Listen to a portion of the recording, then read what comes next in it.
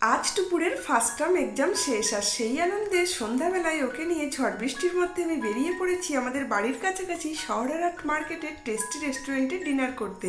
তো দেখো আমরা অলরেডি রেস্টুরেন্টের মধ্যে চলে এসেছি। তো এখানে আমি আগে কখনো আসিনি, এই রেস্টুরেন্টটাতেই ফার্স্ট টাইমই এলাম। এসে হচ্ছে খাবার অর্ডার দিয়ে দিচ্ছি। তো টুপুর তো সচরাচর বাইরে ডিনার করতে আসে না, তো এত রকম খাবার দেখেও ভীষণই অবাক হয়ে যাচ্ছে। বলছে মা আজকের অর্ডারটা আমিই দেবো, বলে ও দেখে নিচ্ছে আর তারপরে দেখো ও কি অর্ডার দিল। তো তোমাদেরকে একটু রেস্টুরেন্টের ভিতরটা দেখিয়ে দিই।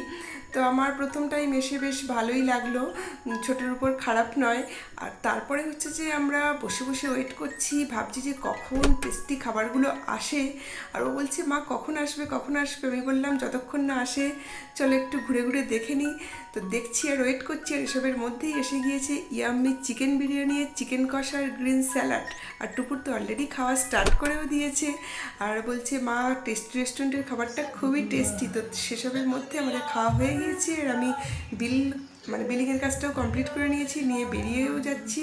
আর দেখো বাইরে বেরিয়ে দেখলাম যে বেশ ভালোই বৃষ্টি হচ্ছে, আর সেই বৃষ্টির মধ্যে রাত 9টার সময় আমরা ফিরছি এখন। তো টাটা সবাইকে, গুড নাইট।